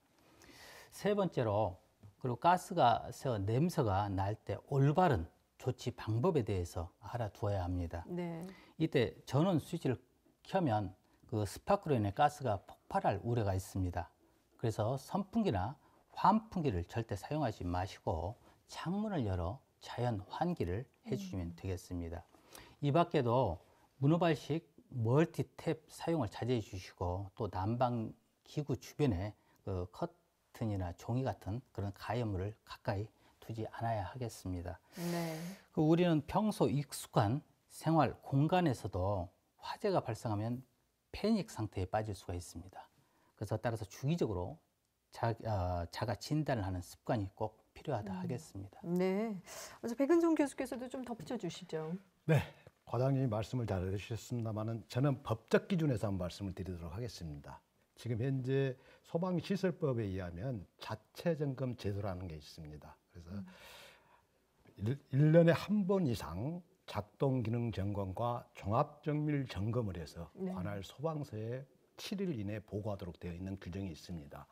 자, 그런데 공동주택 같은 경우에 가장 문제점이 개인적인 이유 또는 여러 가지 이유에서 문을 열어주지 않는다는 겁니다. 네, 네. 지금 현행 법적 기준에도 사적 공간에 대한 그 강제적 점검은 할 수 없도록 되어 있습니다. 그래서 지금 현재 우리가 화재가 발생했거나 화재 발생이 뚜렷한 경우를 제하고는 들어갈 수 없는 이런 문제로 인해서 약 70% 이상은 자체적인 점검이 안 된다는 이런 문제점이 지금 현재 야기되고 있다, 이렇게 말씀드리겠습니다. 네. 그리고 두 번째, 우리가 가정에서 점검할 수 있는 시설을 하게 되면 소화기하고 환광기가 있습니다. 그래서 소화기는 이제 즉 우리가 중공 연도에 따라서 약간 틀립니다만은 일반적으로 가정에 3개의 소화기가 설치되어 있습니다. 그래서 3.3kg 수동식 소화기와 보일러 상부에 자동 확산 소화기, 네. 주방에 우리가 주방 자동 소화기 3군데가 이렇게 설치되어 있습니다. 그리고 2018년 이후에는 이 소화기의 유효 사용 기간이 10년으로 지정돼 있어서 10년이 넘는 소화기는 반드시 교체를 네. 하도록 되어 있다. 이렇게 말씀드리겠습니다. 그리고 마지막으로 우리가 이사를 할 때 왕관기, 지금 3층에서 10층까지 설치되어 있는 왕관기하고 소화기를 가져가는 경우가 굉장히 많습니다. 네. 그래서 어떤 경우라도 이건 공동적인 소방시설 자산이기 때문에 네. 개인적인 이사 시에 가져가는 것은 정말 해서는 안 되는 일이라고 생각하겠습니다. 네, 가정에서 자가 진단을 할 수 있는 방법들 꼼꼼하게 짚어주셨는데요. 저도 사실 부모님들이 이제 계시면 가스 불 때문에 걱정을 하셔서 타이머 같은 것들을 이제 그 설치를 해드리고 있거든요. 근데 이런 그 뭐라고 할까요? 주택용의 소방 시설들. 뭐 가스 타이머라든지 요즘은 그런 것들도 꽤 나와 있더라고요. 가스 레인지에도 안전 장치가 돼 있다든지. 자, 이 주택용 소방 시설에 대한 설명과 함께 보급률은 어느 정도 되는지 정현민 회장께서 좀 살펴주시죠. 네, 이게 이제 뭐 하나의 사례를 먼저 좀 말씀드릴게요. 네네. 지난 11일 광주 북구의 한 교회에서 화재가 발생했어요. 새벽 한 4시, 5시쯤에. 근데 화재 경보기, 그러니까 단독형 화재 경보기를 달아서 바로 탈출할 수 있었죠. 그래서 어떤 인적 피해는 없었습니다. 그러나 네. 재산생 피해는 좀 있었지만 소중한 생명을 지킬 수 있었다는 거죠. 만약에 그게 없었더라면 단잠을 자고 있다가 어떻게 될 줄 모르는 것이라는 것이죠. 네. 이만큼 우리 주택용 소방시설 단독 경보용 장치나 뭐 가스 타이머나 소화기 이런 것들은 보급하는 것을 법적 의무화하고 있습니다. 2012년도부터 화재 예방에 관한 소방시설 설치 유지 및 관리에 관한 법률에 의해서 주택용 소방시설을 의무적으로 설치하도록 하고 있는 것이죠. 네. 그래서 2017년 2월 4일까지 계도 기간을 줬습니다. 5년 동안 유예 기간을 거쳤어요. 그럼에도 불구하고 사실 2018년 기준으로 우리 주택의 그 단독형 감지기나 어떤 소화기가 보급되는 것은 한 49.34% 정도밖에 이르지 않고 있는 네. 형편이다. 그러나 우리 광주는 조금 더 높더라. 2015년도부터 광주가 지원하는 소외계층들이나 단독주택에 이런 단독형 감지기나 소화기를 지원하는 사업을 진행했어요. 네. 그래서 현재까지 한 59,512가구 중에 47,164가구, 그러니까 79.3% 정도의 보급을 마쳤고 네. 내년까지 우리 광주시 소방당국에서 전체 100% 완비하겠다라는 목표를 가지고 의지를 가지고 있다. 굉장히 칭찬해 줄 만하다라는 사례인 것 같습니다. 네. 근데 이게 왜 중요하느냐? 왜 중요하냐면 아까 사례에서도 제가 말씀드렸지만 회의 같은 경우에도 어떤 인적 재산 피해가 굉장히 절감됩니다. 미국 같은 경우도 1978년에 설치를 시작해가지고 2010년까지 거의 96%가 다 설치되어 있어요. 네. 그리고 일본 같은 경우도 그렇고요. 적어도 35%에서 12% 이상 화재 예방 효과를 거뒀다라는 것이 이미 선진국에서 증명이 네. 된 사례라는 것이죠. 그런데 아직도 광주는 그나마 79점 약 80%에 가깝지만 전국적으로 봤을 때는 한 49.34% 정도란 말이에요. 네. 무엇보다 우리 국민적 인식 개선이 중요하다. 사실 이것이 의무화된지도 필요한지도 별로 경각심을 갖고 있지 않는 우리 국민들이 많이 있습니다. 그래서 이 또한 우리가 인식 개선을 통해서 좀 더 많은 주택에 감지기와 소화기를 배치해서 네. 빠른 시간에 캐치하고 또 소화기가 있다라면 또 바로 진압해서 사고를 막을 수 있는데 도움이 된다는 것이죠. 이런 부분들을 좀 구비해놨으면 좋겠다라고 네. 좀 의견을 드립니다. 네. 김영동 과장께서 좀 덧붙여 주시죠. 네, 주택용 소방시설 보급 사업을 추진한 배경 이유가 있습니다. 전체 화재에서 주택 화재가 차지하는 비율이 15.7%인데 반해서 사망자는 41.7%를 차지하고 있습니다.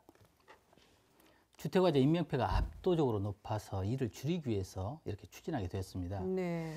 근데 우리 시에서는 2012년 주택용 소방시설 설치 지원 조례를 제정해서 2015년부터 20년까지 취약계층 5만 9천여 가구에 대해서 주택용 소방시설을 설치했습니다. 그리고 현재까지 전체 설치 대상 22만 가구 중에서 12만 5천 가구에 대해서 지금 설치해서 56.7%를 지금 보급하였습니다. 네. 앞으로 그리고 지금 올해부터 2025년까지 5년간 남은 9만 5천여 가구에 대해서는 45억 원의 시 예산을 투입해서 설치할 계획이 있습니다. 네, 앞으로 그래서 이제 보급률은 차츰 더 높아질 것 같다라는 생각이 드는데요. 자, 뿐만 아니라 이제 현재 소방대원이 화재 현장에서 화재를 진압하는 방식이 고층의 경우는 고가 사다리차를 이용해서 진입하는 경우들이 대다수인데 요즘에는 이제 드론이 투입되는 시대가 곧 열릴 것이다라고 이야기를 하고 있습니다. 드론을 활용한 연계를 한 소방 안전 방안에 대해서 백은성 교수께서 먼저 좀 설명을 해주시죠. 네. 우리가 고층 건물을 하게 되면 지금 현행법상 30층 이상 120m 이상을 고층이라고 합니다. 그리고 초고층은 50층 이상 200m인데 아직 강주에는 초고층은 없는 상태입니다. 네. 그래서 지금 현재 강주의 고층 아파트가 한 60여 개소가 지금 건축되고 사용되고 있는 실정이라 이렇게 할 수가 있겠습니다. 자, 그래서 좀 전에 사회자님께서 말씀하셨다시피 지금까지 고층 건물의 화재 진압이나 또는 피난에는 주로 고가 사다리를 적용해 왔었습니다. 네. 그래서 지금 현재 강주는 53m가 가장 높습니다만은 전국적으로는 한 70m까지 올라갈 수 있는 고가 사례가 10개가 있습니다. 네. 강주는 없는 실정이지만은 올해부터 아마 국비가 지원돼서 아마 빠른 시일 내에 강주도 들어오지 않느냐. 이렇게 말씀을 하시더라고요. 자, 그러면 이러한 고가 사다리로서 화재를 진압할 수 있는 최고의 한계층의 높이란다면 23층까지라고 이렇게 이야기를 합니다. 네. 그래서 물론 70m 고가 사다리가 들어오더라도 23m 이상에는 화재 진압이나 피난에는 큰 도움이 되지 않는 이런 실정이라고 할 수가 있겠습니다.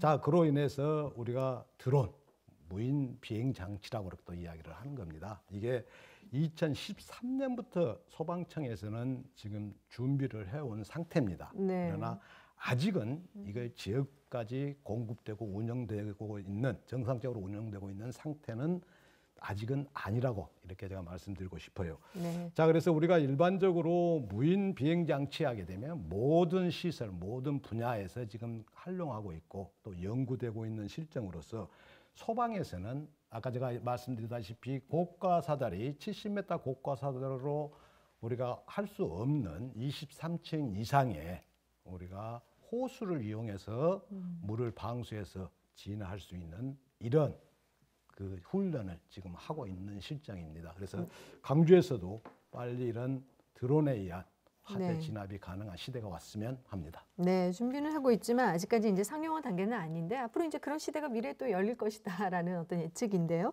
윤정환 사무총장께서는 어떻게 보십니까? 네네. 지금 드론을 이용해서 화재 진압을 할 수 있는 한계가 있다라고 이제 교수님께서 말씀을 해주셨는데요. 이게 좀 자랑스럽다고 좀 말씀을 해드리고 싶어요. 왜냐하면은 우리 강주가 굉장히 이 드론에서는 선진 지역인 것 같습니다. 작년 2020년 이제 10월이죠. 119 특수구조단인데요. 전국 시도 소방본부 중에서 유일하게 드론 운영팀이 있습니다. 네. 예, 드론 운영팀이 있는데 제가 모니터를 좀 시청을 해봤습니다. 그랬더니 차량에 약 3대의 드론을 싣고 다니면서 그 용도가 좀 다르더라고요. 잠깐 설명을 드리자면은 탐색용 정찰 드론이고요. 한 대가 있고 또 특수 임무용 드론 그리고 구조용 드론 이렇게 3가지를 싣고 다니는데 탐색용 같은 경우에는 화재가 났을 때 화재가 어느 방향으로 진행이 되고 있느냐. 그래서 이거를 본부 쪽에 이 내용에 대해서 실시간으로 이제 영상을 송출을 함으로써 네. 진두지휘할 수 있는 그런 용도로 현재는 사용을 하고 있습니다. 그래서 교수님 말씀대로 이 드론을 이용을 해서 소화 뭐 이제 물을 분사를 해서 이게 화재를 진압한다거나 이런 거는 현장에서는 지금은 좀 어렵습니다. 네. 근데 대신에 이게 또 살펴봤더니 굉장히 또 좋은 사례가 좀 있더라고요. 이제 좀 전에 말씀드렸다시피 드론을 이용해서 화재 현장의 상황을 송출을 해서 진압하는, 그리고 이제 뭐 더 이상 확산되지 않게 하는 그런 뭐 이제 그런 거는 많이 하고 있긴 하는데, 지금 중앙소방학교죠. 이제 충청도에 있는 천안에 있는 학교인데, 여기서 이제 훈련장에서 호스를 매단 화재 진압용 소방 드론을 갖다가 10층 높이에서 이제 고층 건물 한 15m, 20m 정도의 이제 물줄기를 싸는 그런 시연을 했습니다. 얼마 네. 전에. 네, 3월 11일 날 했었었는데요. 근데 아직은 이 여기에 참여한 호소대 연구팀이라든가 충청소방학교 이 연구진들이 하는 얘기는 현장에 투입하기는 한계는 좀 있다. 네. 진압하는데 아직은 한계는 좀 있어서 좀 더 많이 그 호수라든가 이런 걸 경량화를 시켜서 현장을 투입할 수 있도록 더 많은 개발을 또 해야 되겠다라는 얘기를 좀 했습니다. 그리고 네. 또 다른 해외 사례도 잠깐 살펴봤는데, 뭐 독일이 이제 최근에 이제 드론을 많이 이용해서 활동을 한다고 그래요. 근데 실상 이 대수는 많이 보급이 좀 안 된 실정인 것 같습니다. 독일 같은 경우에. 근데 성능은 상당히 뛰어난다고 합니다. 그리고 네. 우리나라와 똑같이 그 호수를 이용해서 화재를 진압하는 건 아니고, 현장 그 송출, 뭐 진두주의, 뭐 이런 거 더 확산되지 않게 어떻게 불을 진화할 것인지 이러한 정도로 지금 사용을 하고 있다고 그러고요. 네. 그리고 이제 굉장히 이런 드론이라든가 로봇을 이용해서 그 좀 선진적으로 잘 화재라든가 그 밖에 코로나19 뭐 소독에 이용하는 이 곳이 있더라고요. 그게 프랑스 마르세유 이제 소방서인데요.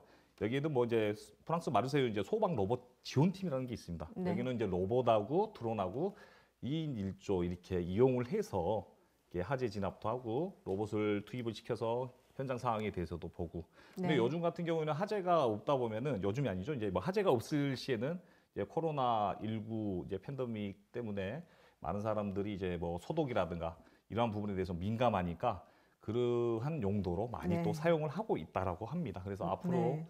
머지않아 이제 드론이 이 현장 뭐 화재 현장에 투입이 돼서 진압하는 그런 시대가 곧 올 것 같고요. 이로 네. 인해서 뭐 우리 소방관 분들의 좀 이게 어떻게 보면 뭐 부상을 입는다거나 아니면은 좀 우리가 뭐 예측할 수 없었던 그런 불미스러운 일들이 발생하지 않을 거라고 좀 기대해 네. 봅니다. 네. 정말 어찌됐든 가장 고생하시는 분 소방관들이신데 이런 장비들도 좀 좋아지고 소방관들의 안전도 좀 생각할 수 있는 그런 이제 조금 더 발전된 모습을 기대한다는 말씀을 해주셨는데요. 소방 공무원이 국가직 전환을 시행한 지 지금 1년을 맞이했습니다. 그 국가직 전환 이후에 그 일상 또 현장에서 소방관들이 느낀 점들이 분명히 있을 것 같아서요. 김영동 과장께 한번 듣고 싶습니다. 어떻습니까? 네, 국가직 전환으로 그 무엇이 달라지겠는가라는 그런 당시 일각에서는 회의적인 시각도 좀 있었습니다. 네. 그런데 국가직 전환된 이후에 2019년과 2020년 강원도 산불이 발생했을 때 전국의 모든 소방차가 강원도로 집결해서 시도 경계를 초월해 산불을 대응을 했습니다. 네. 또 그 코로나 초기 대구, 경북 그리고 수도권에서 확진자가 그렇게 창궐했을 당시에도 그 이송 업무에 광주는 물론 전국의 소방 구급차가 함께 대응을 했습니다. 결국 국가직이 됨에 따라서 대형 재난 발생 시 그 지역과 관할 구분 없이 총력 대응이 가능해졌으며 재난 대응 역량이 획기적으로 강화되었다고 말할 수 있습니다. 그 또 한 가지는 국가직화 되기 이전에 소방의 가장 큰 어려움을 꼽자면 현장 대응 인력 부족이었습니다. 근데 화재 진압을 위해서 소방 차량 탑승 인원이 화재 진압 소방 차량 같은 경우는 탑승 인원이 항상 부족했고 구급차도 3인 탑승해야 하는데 2인이 탑승하는 경우도 발생을 했습니다. 이러한 인력 부족은 소방 서비스의 질적인 저하를 초래하게 좀 됐습니다. 국가직화 되면서 소방 공무원 2만 명 충원 인력에 대한 인건비를 국가에서 부담함에 따라 이러한 문제는 일거에 다 해결이 되었습니다. 네. 2022년까지 전국적으로 2만 명을 좀 충원 중에 있고 우리 네. 광주에서도 올해까지 233명을 지금 충원하였습니다. 네, 그렇군요. 국민 생명과 안전을 지키기 위해서 소방관 분들이 애를 쓰고 있는 만큼 이제 뭐 정부나 지자체에서도 해야 할 일들이 있고 또 시민 여러분들도 해야 할 일들이 있는 것 같습니다. 오늘 그 미처 못한 말씀과 함께 당부 말씀이 있으시면 마무리 말씀으로 정리해서 듣도록 하겠습니다. 먼저 정현민 회장께서 마무리 말씀해 주시기 네. 바랍니다. 네, 시민 여러분, 안전은 선택이 아닌 필수라는 것에 이제 우리 모든 국민들이 이견이 없습니다. 동의합니다. 그럼에도 불구하고 여러 가지 이유와 핑계로 사실 실천적인 부분은 다소 소홀히 하고 있는 안전 불감증 현상을 우리는 당연시하고 있지 않는가 고민해보는 시간이었다고 생각합니다. 하임리라는 안전 관련된 학자는 이런 말을 했습니다. 경미한 사고 징후 300건을 그냥 지나치면 29번의 중증 사고가 발생하고 29번의 중증 사고를 징후를 그냥 또 지나치게 되면 치명적인 대형 사고가 발생한다고 했습니다. 이처럼 안전과 직결된 것에 아무리 사소한 것이라도 지나칠 수 없습니다. 안전 습관, 나부터 실천했을 때 우리 지역사회에 건강한 안전 문화가 조성이 될 것입니다. 감사합니다. 네, 다음 윤종환 사무총장께서 마무리 말씀해 주시겠습니다. 네, 그러겠습니다. 일선 현장에서 굉장히 소방 공무원분들이 고생이 정말 많으십니다. 이제 염원했던 국가직으로 전환이 좀 됐고요. 근데 좀 아쉬웠던 부분은 국가직이 전환이 됐지만 예산은 그 강력자치단체에 예속이 돼 있다 보니까 복지 부분에서는 좀 많이들 아쉽다라고 목소리는 잘 내고 있습니다. 그 이유 중에 하나는 지방자치단체마다 재정 자립도가 다르기 때문에 그만큼 살림이 다른 거죠. 그래서 뭐 어떤 소방용품이라든가 그 밖에 복지를 지원해 준 차원이 온치 않게 차등이 좀 생긴가 봅니다. 그래서 그러한 부분이 앞으로 개선이 되고 더 많은 관심을 가지고 지원을 해 주셨으면 좋겠다라는 말씀을 드리고요. 저 오늘 아주 이제 좋은 뜻깊은 시간이었던 것을 먼저 말씀을 드리고 그리고 화재 등 재난 예방은 우리가 이 시민들에게 안전을 위해서 아무리 강조해도 지나치지 않는다고 생각이 됩니다. 그래서 2005년부터 시민 여러분들의 안전생활 실천을 위해서요, 이 강주 안실련에서 노력을 해왔습니다. 자, 앞으로도 일선 미착이라든가 초등학교, 대학교, 이제 어르신들에게 화재, 재난, 교통 안전 교육을 이렇게 같이 함께하면서 그 생활 안전의 동반자로 거듭나기 위해서 노력 많이 하겠습니다. 네, 감사합니다. 네, 다음 백은성 교수께서 마무리 말씀해 주시겠습니다. 네. 지금 현재 소방 공무원이 국가직으로 신분상 전환은 됐습니다. 그러나 각종 화재 또는 소방 활동 현장에 매년 200건 이상의 폭행을 당하고 있는 실정이라고 할 수가 있겠습니다. 그래서 지금 현재 국회 9건의 소방 공무원 폭행 방지 입법안이 잠자고 있다고 합니다. 이러한 것이 빨리 통과돼서 현장에서 안전하게 우리가 소방 활동을 할 수 있는 이런 제도적 기반도 준비되어야 한다고 생각합니다. 네. 자, 마지막으로 김용동 과장께서 마무리 말씀해 주시겠습니다. 지난해 광주는 그 인구 1만 명당 그 화재 인명 피해가 전국에서 가장 적었습니다. 또 화재로부터 가장 안전한 도시로 또 평가받았습니다. 이는 광주 시민들의 성숙한 시민 의식과 우리 소방본부 노력이 합쳐져서 나타난 성과라고 말할 수가 있습니다. 앞으로 우리 소방은 현재에 안주하지 않고 시민들의 안전을 위해 열심히 뛰도록 하겠습니다. 네, 오늘 네 분과 함께 화재 예방을 위한 전반적인 안전 대책에 대해서 말씀을 들어봤습니다. 봄철 산불은 연중 절반 이상을 차지할 만큼 많이 발생하고 있는데요. 그로 인한 경제적, 환경적 피해는 이루 말할 수 없습니다. 강원도 산불로 인해 소실된 나무들을 복원하는 데에도 수십 년의 시간이 걸린다고 하는데요. 작은 부주의와 무관심이 삶의 터전을 빼앗아 갈 수 있는 만큼 우리 모두 주의를 기울여서 화재의 원인을 조기에 차단하길 바라며 이 시간 마무리 짓겠습니다. 함께해 주신 여러분 고맙습니다.